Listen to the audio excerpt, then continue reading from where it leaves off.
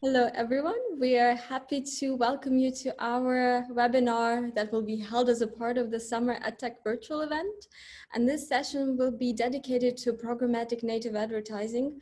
And we will talk about the timeline of the development of this format, what actually is programmatic native, as well as we will include certain trends and the best practices for this advertising format. But before we jump in, let me quickly introduce you people with whom you're going to spend the next 30 to 40 minutes.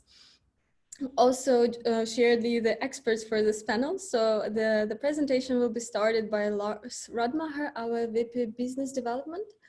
So Lars has an extensive experience in the programmatic and ad tech industry, and he has really been there to see the onset of the native advertising, as well as experience its development while he was working for both LiquidM and also other ad tech companies. And he will walk you through the past developments of the format, as well as about the present status quo of native advertising. And afterward, our VP Technical Account Manager, Antonis Argyris, will take it over. And since he is working closely with all our advertisers, he is really the best person to tell you what are the best practices and what are the actionable tips and approaches to setting, managing, and running your native campaigns, but also making sure you do the most to optimize them and get proper returns. And then I'm Tatevik, or you can also refer to me as Tata, and I'm here to assist the flow of the presentation and also to moderate the switches, and I'm there to moderate the Q&A session. So please don't hesitate to leave your questions in either the Q&A box on your screen or in the chat, and we will make sure to come back to them after the end of the session to answer all your questions the best we can. And now a few more words before we really jump into the timeline is to refresh what native advertising is. So maybe if we have someone who's not very much into native campaigns or native management, just a few words. It's a type of advertising that matches the form and fill of the platform upon of which it appears. So really, because of it, it creates a very seamless experience for advertisers. And so it doesn't have this pushy advertising feel to it like some of the other advertising formats have. So maybe the audience has a higher inclination to actually consider this product more seriously, because sometimes it even looks like editorial content, and then there are higher chances of conversion. So that's for the ground that being set. And now I will pass the word to Lars, who will take over with the historical timeline. Lars, the stage is yours. Perfect. Thanks a lot, Tata, for the pretty nice introduction. So as Tata mentioned, I'm in the edtech space for quite a long time. Even a long time before Programmatic started, actually. My background is quite technical, and we will see later on that's sometimes a very big benefit to have a quite technical understanding around data, about how certain things work in edtech, especially if you've seen the early days. Yeah? So when we speak about native advertising and basically the historic background, we start to speak around the year of around 2010, roughly. This is the start of programmatic native, not at all, to be honest. Yeah, this started later. This is more the start of digital native advertising. So native advertising itself, we know for a much longer time, of course, but digital native, we always say around 2010 was the start. Yeah. So at this time, this was like the onset of native. What we mean here is basically that brands started to look for more efficient ways to reach the audiences. In detail, there was a concrete need, and this need was basically the upcoming ad blindness. So digital advertising itself started much earlier, let's say 8 to 10 years ago. I would say there was already a quite separated market around 2010. And there was the upcoming ad blindness. So does mean that users started not to react anymore, not to see basically the ads around the screen, maybe the typical skyscrapers, for example, super banners, and all those typical formats we have seen in the past. And there was for sure a need to invent something new. Yeah. So the idea of native was simply to build a product, I would say, or an ad, which was more in the viewport of the user, which was more a kind of seamless experience for the user. And the idea was to insert ads actually and run campaigns which looked and felt a little bit like the publisher content itself. So it should become a little bit more natural and something new, which was not covered by the ad blindness we have seen for other existing formats. And at the same time, when native started basically with the seamless integration and experience for performance campaigns, at the same time, there was a different approach, more in the direction at this time, at least for branding, more like CPM campaigns, not so much performance driven at the beginning. And this was rich media. Yeah? So we have seen two kind of approaches to overcome ad blindness. The one was more to say, branding environment, rich media, very advanced ads, not the typical static images anymore, but also not the, I would say, flashing GIFs we will also speak about later. The second part here in the performance direction was really seamless integration for native performance. Yeah. And if we go back to the timeline, actually, just to sum up here, the new way to look basically is a new efficient way to reach the audiences beside the brand campaigns and rich media was about the performance focus, seamless experience. This was much more in the direction, I would say, of click campaigns already. And later on, we moved basically into the direction of CPX and CPA. Around 5 years later, so real-time bidding RTV was already in the market. The first platforms in the market started to open some of the traffic to the open market, open marketplace. What we mean here, the first native traffic was available through RTB. So beyond the walls, actually, beyond the closed shops, the platforms like networks, I would say at the beginning, those networks and platforms started beside the sales service to additionally open some of the traffic into the programmatic space. The idea as usual was just to get more demand onboarded, to get more fill, to increase competition and get more out of the existing inventory, and also to open a little bit the long tail advertisements. So what we have seen here is while some of the traffic was made available, that the margins they could take, of course, on the programmatic side were much, much lower than those they had on the, I would say, own or closed marketplace, simply because, this was like additional demand you had there.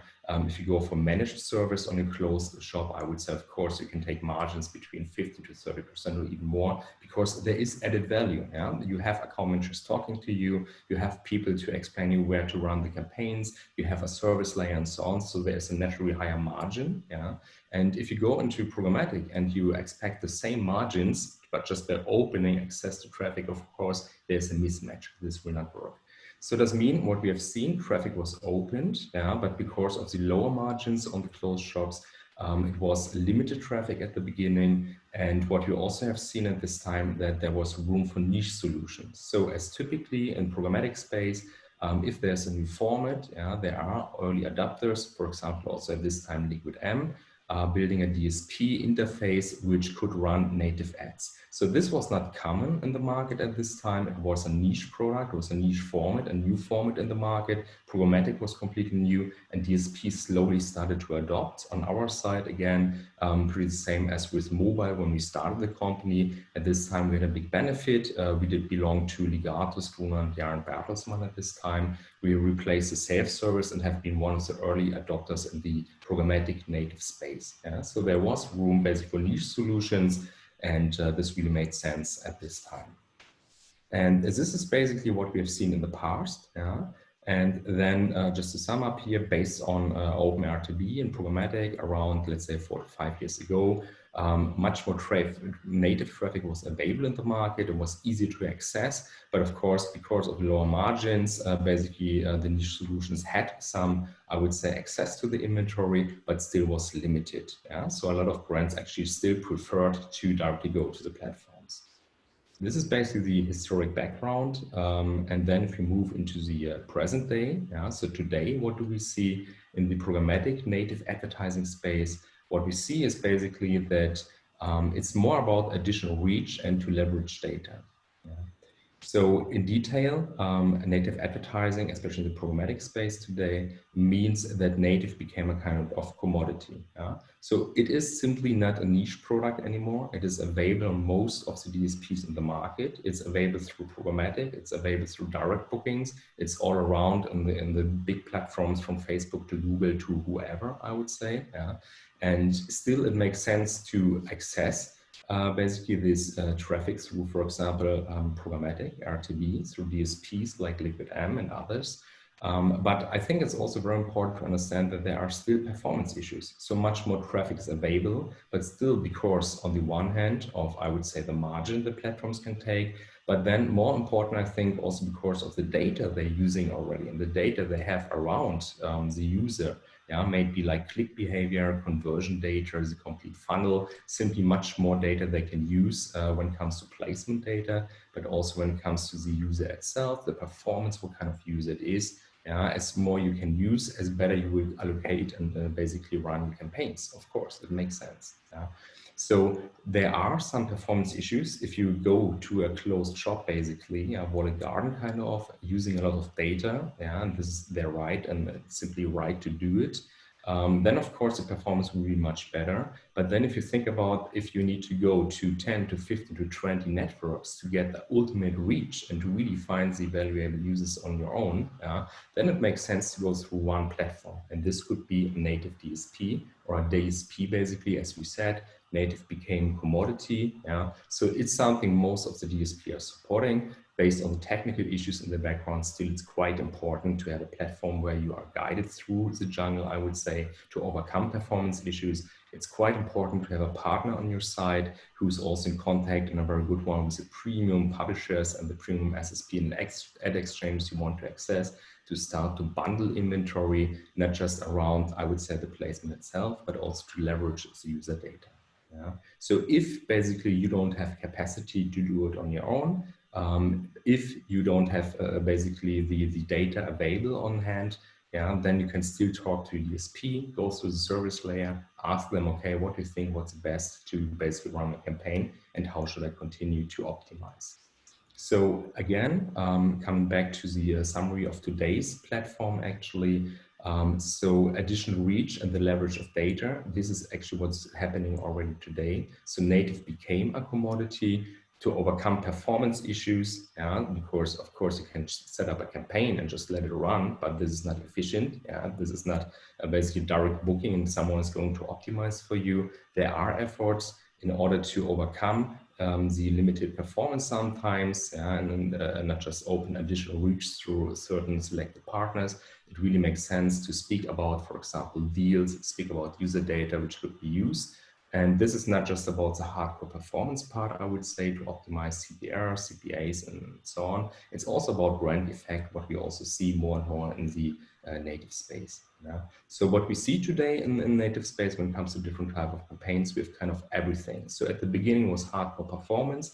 I would say from travel to automotive, for example. Today we see that native became a very valuable, I would say, type of ad or creative, actually, for any kind of product. So we have clients running, for example, luxury watches for several €100 per conversion. We have the mid-size, I would say, when it comes to automotive, sometimes travel, which will come up again for sure in the future. We are very optimistic here because it's simply a very nice high-performing format. And in the end, we see kind of everything. We see seasonal products, summertime is coming, all the air coolers running around. Those products exist, by the way, so it makes sense to have a look, and they work. So in the end, there's seasonal products, medical products at the moment, for example. And of course, you always need to take care about certain, I would say, basic understanding how the performance could be optimized, what you could do in order to manage your campaign and make it a successful campaign. And it's never bad to have your target group in mind, to act basically on reporting data.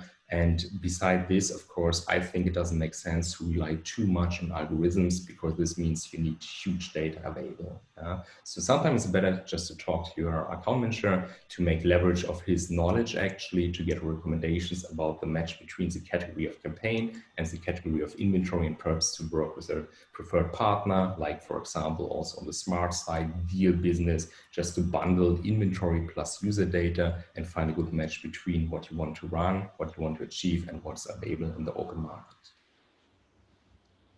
Thank you, Lars. This was a wonderful overview. And I think we're actually going to do exactly what you suggested in your last part. We're going to talk to our account manager, the main one, the lead one, to know about the best practices that advertisers need to adhere to, or at least try to apply to get the best performance going. And Antonis will be on stage talking about all of the following things you can use for your native campaigns. And so let's see why everyone loves native ads so much.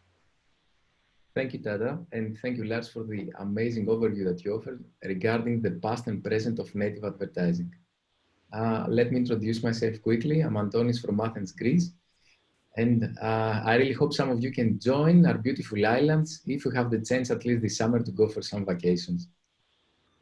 I guess we're all here because we love advertising and especially native advertising.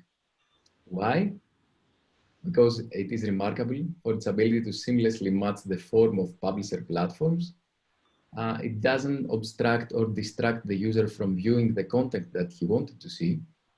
There is no need anymore for flashy banners to make the user turn his head left or right so that he can see the ad. And of course, there is a vast amount of combinations in terms of assets or overall native schemata.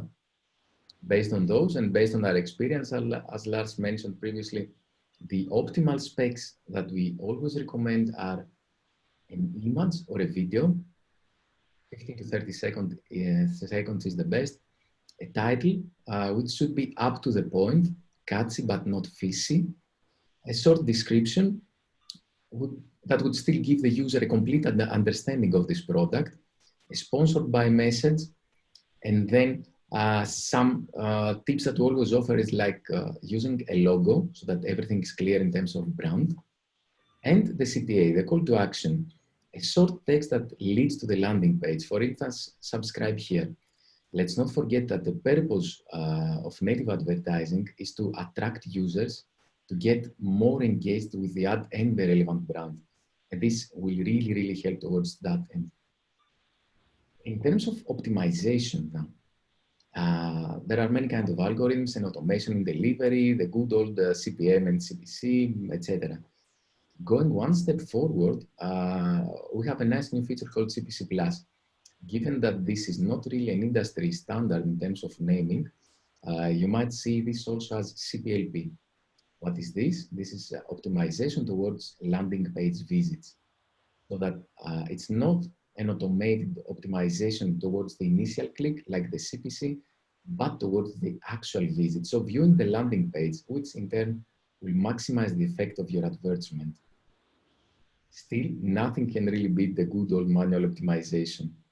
Native means performance, and frankly, real performance cannot be achieved otherwise. It might be CPI, CPA, general CPX. The manual optimization will bring the desired results.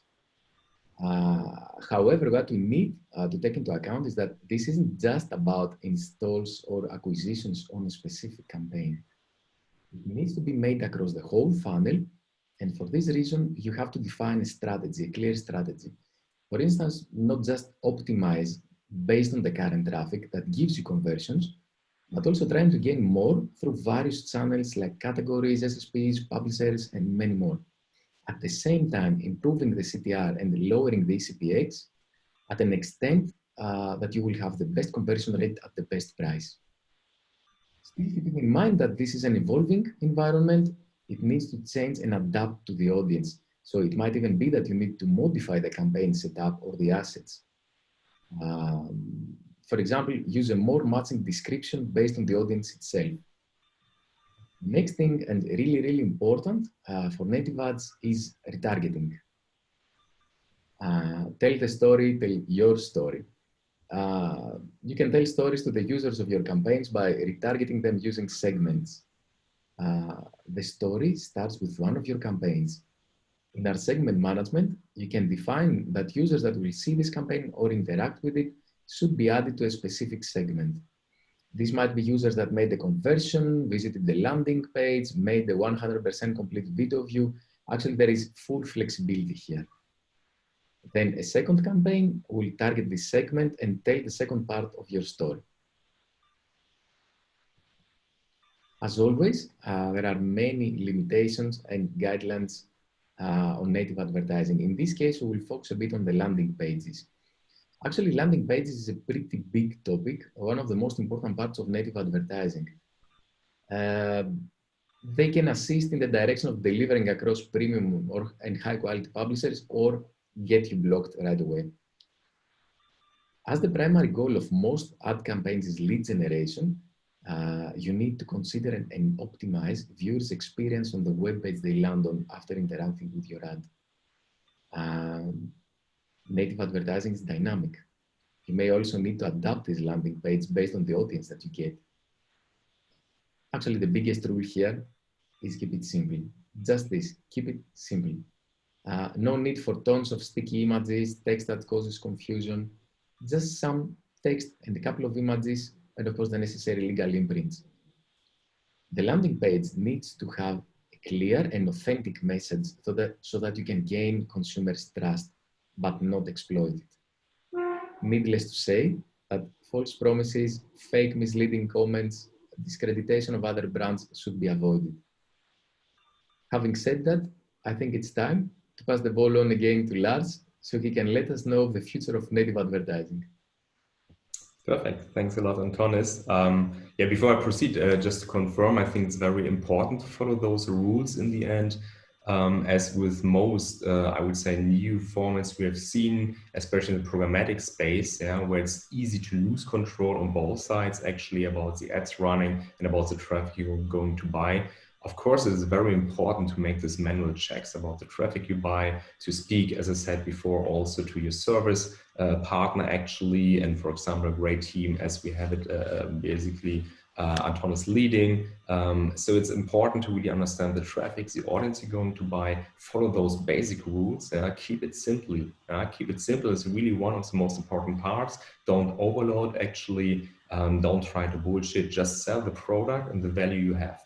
This is really one of the most important, I think, topics we see in the native space.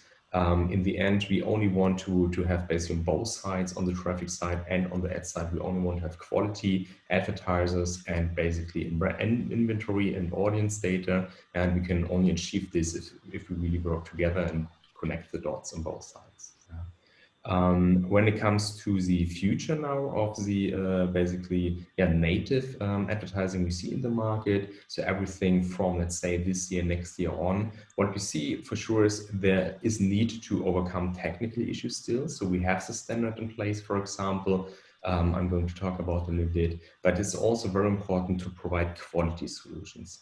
So what we see in the future is that basically, there is need for, I would say, data usage. On the one hand, today, of course, there are algorithms which help. If you have enough data, for example, it helps. But in the end, it's about a mesh between a concrete campaign, a concrete product, placement, and user. So you need a lot of data to have collected upfront. So algorithms can support you, but as Antonis said, there is need for manual optimization. There is still need for manual reporting. So it's nice to have huge BI databases and tools and to try to get insights about the performance.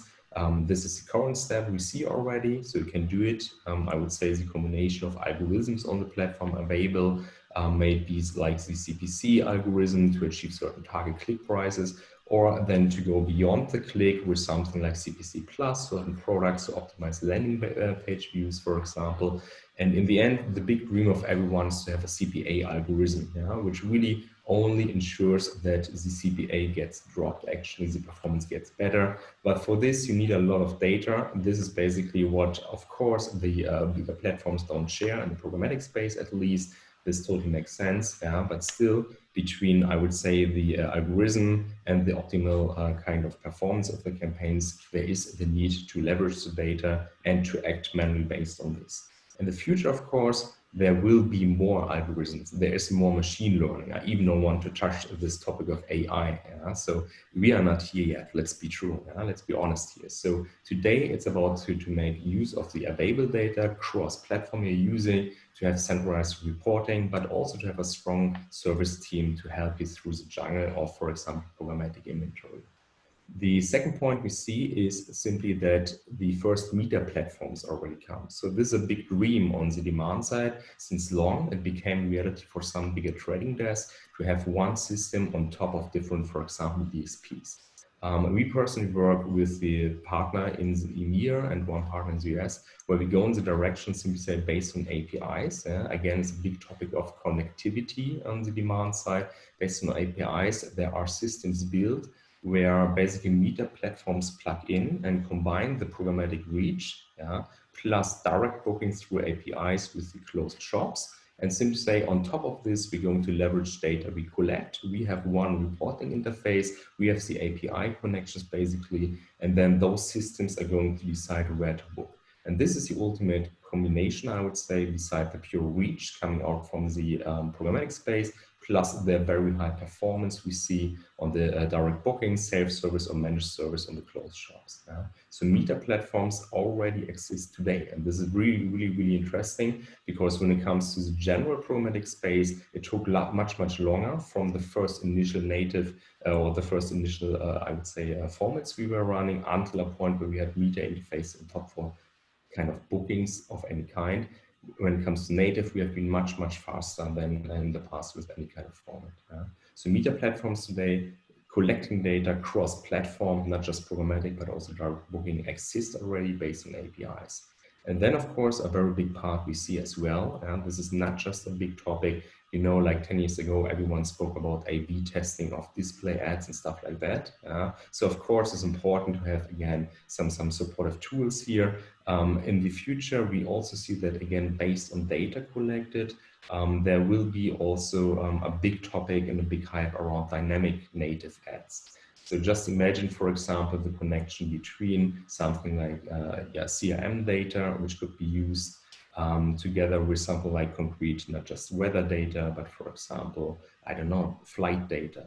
So things will come up for sure. So even the native creative will not be a static image anymore in the future. So this is what we see already. This is coming. It will be a big topic. I think for full dynamic creatives or dynamic native creatives is still a little bit too early in the market, but it's good to speak about, to think about basically the whole topic of, I would say, data feeds. Always, of course, fully compliant with any kind of data privacy related topics. But in the end, what any kind of data could be used to make an ad more efficient. And as also Antonis said, this is also very important. We want users, we want human beings to interact basically with advertisement. We don't want to sell whatever, we want to sell our product, we want to sell value. So really, let's take care that we build something which is in the interest of the user. Let's not overcome basically their interest and push them in a certain direction. If they're really interested and you have a nice, basically dynamic creative in the future, then there's a high chance for good performance. So this is what we see. So optimal specs kind of, data for sure is the key. It's about to overcome technical issues. This is based on APIs, for example. This is based on data used for algorithms, which is more done today based on a deal and audience, I would say, package kind of approach. And in the future, it's much more about to provide quantity solutions, which also includes, for example, the dynamic creatives. This is basically everything I want to talk about today, about the past, the present, I would say, and the future, how we see it, based on partners we already work with. Of course, Antonis also shared a lot of information about how to basically optimize the campaign, how to ensure that you reach the right target, how supportive tools can help you achieve your goals. But please keep in mind, this is basically a very, I would say, if compared to other formats, a kind of new format, especially in the programmatic space. So it will take time, but it's much faster growing than any kind of other format we have seen before. It's already quite advanced, and it's one of the formats where it goes much more in the direction of hardcore performance, branding performance, but also hardcore performance, I would say. In the end, again, keep in mind, you want to have happy users. Don't sell stuff, sell your product, sell value, and then also your native campaign should be a success. Today, manual driven, in the future, mostly even more automatic, built on the fly. Thanks a lot, Lars. That has been quite a full comprehensive overview of our expectations from the future developments of programmatic native advertising. And now, well, we are done with our presentations, and we're inviting you to join at our virtual LiquidM cabanas for a Q&A session. And thanks for listening to us. We actually have 3 questions, and maybe Lars, you can read them up, and then we can see how to best answer them. Okay, so the first one is the question about, beside the sponsored articles seen on news media sites and the Facebook native ads, what are other native formats that are emerging or where you have seen good results? So I think this is already partially answered by also Antonis, speaking about video, for example, with certain length of the video. This is something we also see in the native space since a while.